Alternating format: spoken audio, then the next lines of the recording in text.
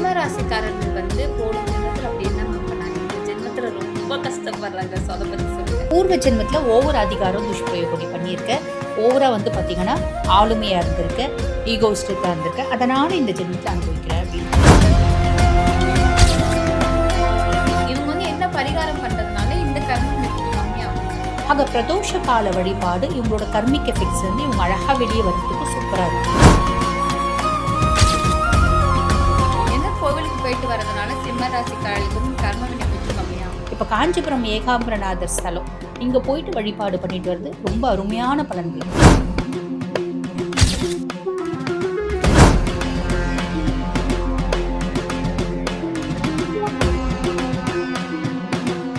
Focus ஆன்மீகம் நேயர்களுக்கு அன்பார்ந்த வணக்கம். கர்மா அப்படின்னா நம்ம எல்லாருக்குமே தெரியும். ஆனால் இந்த கர்மாவால் எதனால் நம்ம இவ்வளோ கஷ்டப்படுறோம் அப்படிங்கிறது யாருக்குமே தெரியாது. ஒவ்வொருத்தங்களுக்கும் ஒவ்வொரு கர்மா வந்து அவங்க வாழ்க்கையில் வந்து நடக்கும். இந்த கர்மா எதனால் நம்ம வாழ்க்கைக்குள்ளே வந்துச்சு, இந்த கர்மானா என்ன அப்படிங்கிறத பற்றி ரொம்ப டீட்டெயில்டாக சொல்கிறதுக்காக இன்னைக்கு நம்ம கூட டாக்டர் அஸ்ட்ராலஜர் தீபா அருளால் மேம் இணைந்திருக்காங்க. அவங்க கிட்ட நிறைய விஷயங்கள் கேட்டு தெரிஞ்சுக்கலாம் வாங்க. வணக்கம் மேம். வணக்கம். எப்படி இருக்கீங்க? நல்லா இருக்கேம்மா. நீங்கள் நல்லா இருக்கீங்க? நல்லா இருக்கும் மேம். மேம் இன்னைக்கு நம்ம வந்து கர்ம வினை பற்றி பார்க்க போகிறோம். எனக்கு இந்த கர்மாவில் வந்து ரொம்ப ஒரு பெரிய சந்தேகம் என்ன அப்படின்னா, எனக்கு மட்டும் உடனே கர்மா வந்து நடந்துருது மேம். ஆனால் நான் கண் கூட பார்க்குறேன் நிறைய பேர் எவ்வளோ பெரிய விஷயம் அசால்ட்டாக பண்ணிட்டு ஜாலியாக சுற்றுறாங்க. இப்போ வரைக்கும் இந்த கர்மா வந்து அஃபெக்ட் ஆகுதா அப்படின்னா ஆக மாட்டேங்குது. எனக்கே டவுட், கர்மாவுக்கு கண் இருக்கா இல்லையா, இல்லை தூங்குதா அப்படின்ற மாதிரி நான் நிறைய தடவை யோசிச்சிருக்கேன். இந்த கர்மா அப்படிங்கிறது வந்து எதனால் நம்ம வாழ்க்கைக்குள்ளே வந்துச்சு, எதனால் வந்து நடக்குது அப்படி ஒரு கேள்விக்கு ஒரு பதில் சொல்லிடுங்க. அது மட்டும் இல்லாமல் இந்த கர்மா எப்போ மேம் அவங்களுக்கு ஆக்டிவேட் ஆகும், அதை பற்றி எங்களுக்கு விளக்கமாக சொல்லுங்கள். பொதுவாக இந்த கர்மிக் எஃபெக்ட்ஸ் அப்படிங்கிறத வந்து பார்த்தீங்கன்னா கர்மா அப்படின்றது நல்ல கர்மாவும் உண்டு, கெட்ட கர்மாவும் உண்டு. இப்போ நீங்கள் மீன் பண்ணுறது வந்து பார்த்தீங்கன்னா கெட்ட கர்மா. நான் ஏதாவது கெட்ட செஞ்சதா உடனே எனக்கு வந்து பார்த்தீங்கன்னா பிரச்சனை வந்துடுது. ஒரு சிலர் எவ்வளோ கெட்ட செஞ்சாலும் சந்தோஷமா இருக்காங்க அப்படின்னு தான் கேட்குறீங்க இல்லையா? யாராலையும் அப்படி சந்தோஷமா இருக்க முடியாதுமா. நல்லவங்க வந்து கெட்டு போனதா சரித்திரமும் இல்லை, கெட்டவங்க வந்து நல்லா வாழ்ந்ததாகவும் சரித்திரம் இல்லை.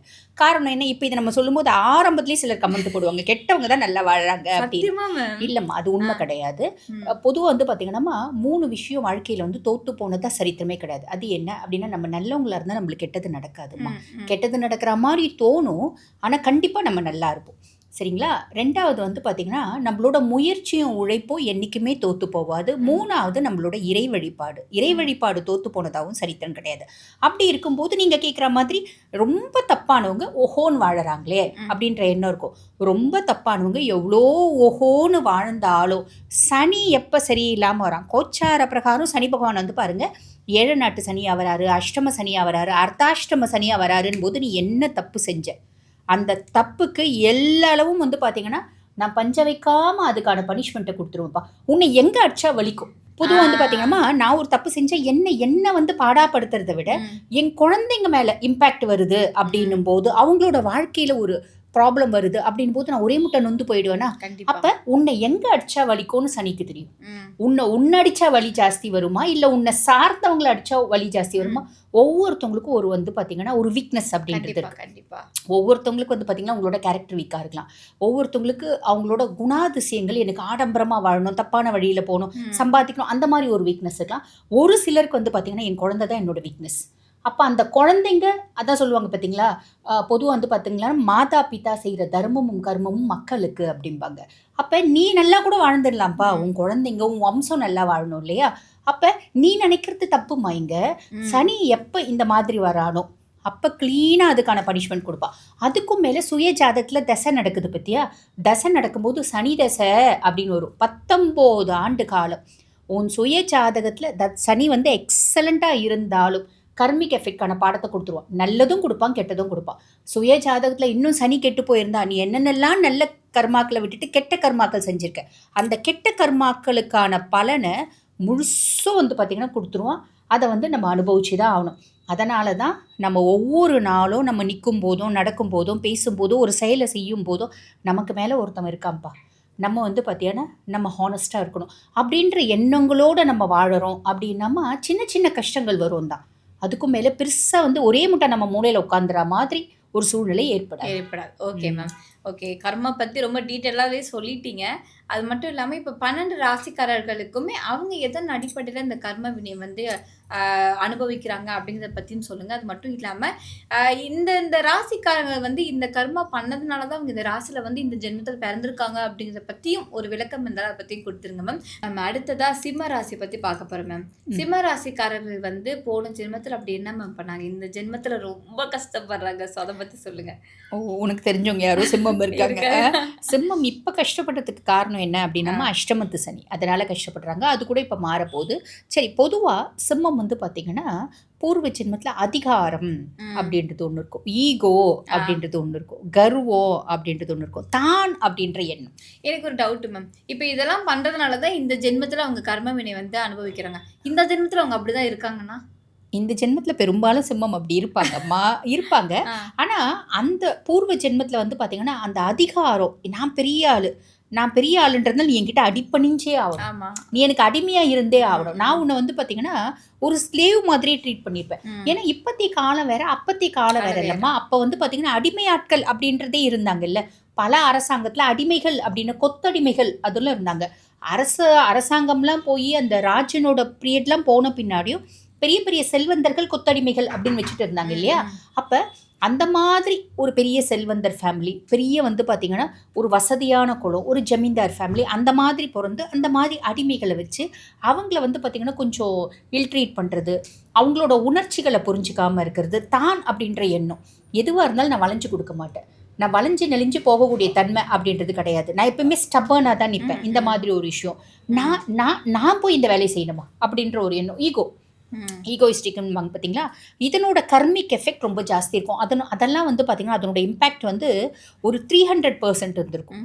300% இருந்ததுனால அதனோட ஒரு பிரதிபலிப்பா பாதிப்பா இந்த ஜென்மத்தில் சிம்மம் அப்படின்னு பிறக்கிறாங்க. ஆனால் நீங்கள் சொல்கிற மாதிரி இந்த ஜென்மத்தில் வந்து பார்த்தீங்கன்னா பொதுவாகவே சிம்மத்துக்கு வந்து பார்த்தீங்கன்னா ராசி அதிபன் சூரியன். அப்போ சூரியன் ராஜ கிரகம் ராசி அதிபன் அப்படின்றதுனால சிம்மம் வந்து பார்த்தீங்கன்னா ஒரு கண்ணாடி மாதிரி. கண்ணாடி முன்னாடி நின்று நம்ம சிரிச்சா சிரிக்கும், முறைச்சா முறைக்கும், அழுதா அழும். அது மாதிரி தான் சிம்மம். பொதுவாக அவங்க வந்து யார்கிட்டயோ வளைஞ்சி நெளிஞ்சு இந்த கெமிலியான்ஸ் மாதிரி நடிச்சு அதெல்லாம் பேச மாட்டாங்க.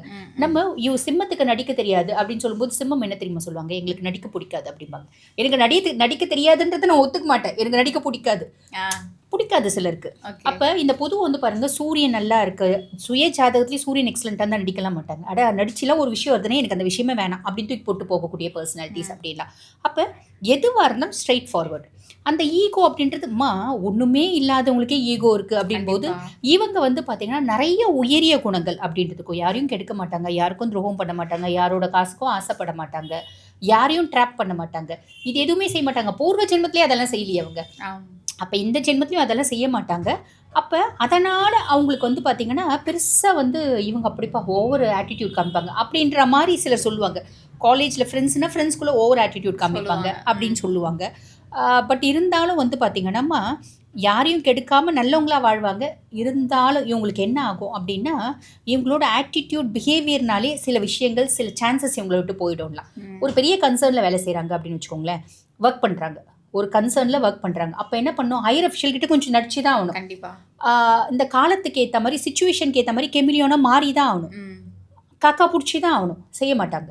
செய்யாததுனால எவன் ஒருத்தன் காக்கா பிடிக்கிறானோ, எவன் வந்து அந்த மாதிரி பண்ணுறானோ அவனுக்கு வந்து பார்த்தீங்கன்னா ஆன்செட் ஆப்பர்ச்சுனிட்டிஸ் 10 பேர் எடுக்கிறான்னா ஹையர் அஃபிஷியல் என்ன பண்ணுவான், இவன் பேரை தூக்கி போடு, இவன் வேண்டாம். இவங்களுக்கு எல்லா தகுதியும் இருக்கும், ஆனால் இவங்களை வந்து பார்த்தீங்கன்னா நிராகரிக்கப்படுவாங்க அப்படின்றது உண்மை. எல்லா தகுதியும் இருக்குது, திறமை இருக்குது, புத்திசாலித்தனம் இருக்குது, ஆளுமை இருக்குது, ஒரு நல்ல ஒரு கெப்பாசிட்டி இருக்குது.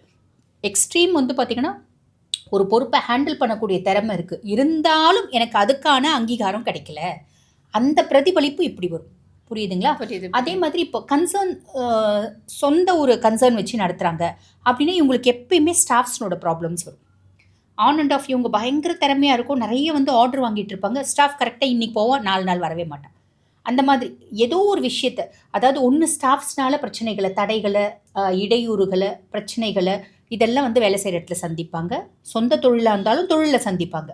ஒரு கன்சர்னில் வேலைக்கு போனாலும் கூட இருக்கவங்களால ட்ராப் பண்ணப்படுவாங்க. எதனால் அப்படின்னா பூர்வ ஜென்மத்தில் ஓவர் அதிகாரம் துஷ்பிரயோகம் நீ பண்ணியிருக்க, ஓவராக வந்து பார்த்திங்கன்னா ஆளுமையாக இருந்திருக்க, ஈகோயிஸ்டிக்காக இருந்திருக்க, அதனால் இந்த ஜென்மத்தில் அனுபவிக்கிற அப்படின்னு சொல்லலாமா. Okay ma'am. இவங்க வந்து என்ன பரிகாரம் பண்றதுனால இந்த கர்ம வினை கொஞ்சம் கம்மியாகும் மேம்? பொதுவா வந்து பார்த்தீங்கன்னா, சிம்மம் புடிக்கல அப்டின்னா பேசாம இருந்துறது நல்லது. நல்லது. ரியாக்ட் பண்ண வேண்டாம். இதுதான் வந்து ஃபர்ஸ்ட்டு ஒரு இது. அதெல்லாம் ரொம்ப கஷ்டம். ஆமா. ரியாக்ட் பண்ண வேண்டாம். ம். அமைதியா இருந்துறது நல்லது. புடிக்குதா பேசு. புடிக்கலையா, சரி ஓகே. நான் எனக்கு இந்த இடத்துல இருந்தா எனக்கு நீங்க பேசிட்டே இருப்பீங்க. நான் கம்முனு தூரம் போயிடுறேன். அப்படின்ற மாரி பண்ணிக்கலாம். அதே ம். மாரி இவங்களோட கர்மிக் எஃபெக்ட்ஸ்லேருந்து இவங்க வெளிய வரதுக்கு எக்ஸலண்ட்டான ஒரு பரிகாரம் என்ன அப்படின்னாமா, பிரதோஷ காலகட்டங்கள்ல நம்ம சிவன் கோயில்ல போயிட்டு நான் இருக்கிற மனசுக்கு வந்து பார்த்தீங்கன்னா, எனக்கு கோயில்ல போயிட்டு வழிபாடு பண்ண புடிக்கல.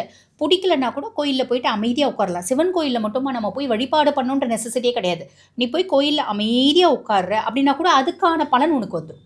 ஈசனை பொறுத்தவரைக்கும் நீ வேணா தான் குடுப்பேன் அப்படின்ற கடவுள்லாம் கிடையாது. நீ வா, நீ வரலன்னா கூட என்ன நெனை போதும். நான் உனக்கான பலன்கள குடுக்குறேன் அப்படின்னு. ஆக பிரதோஷ கால வழிபாடு இவங்களோட கர்மிக் எஃபெக்ட்ஸ்லேருந்து இவங்க அழகா வெளிய வரதுக்கு சூப்பரா இருக்கும்மா. Okay ma'am. எந்த கோவிலுக்கு போயிட்டு வரதுனால சிம்ம ராசிக்காரர்களுக்கு வந்து இந்த கர்ம வினை கொஞ்சம் கம்மியாகும்? காஞ்சிபுரம் ஏகாம்பரநாதர் கோயிலுக்கு போயிட்டு வர்றது ரொம்ப நல்லதும்மா. இப்ப நாங்க நெறைய வந்து பார்த்தீங்கன்னா, இந்த சென்னைக்கு கிட்ட இருக்கிறதே சொல்றோம். ஏன்னா நெறைய பேர் வந்து சென்னைக்கு வராங்க. பக்கத்துல ஆமா. காஞ்சிபுரம்லாம் நெறைய பஸ் டிராவல்ஸ்லாம் இருக்கு. அதனால ரொம்ப ஈஸி.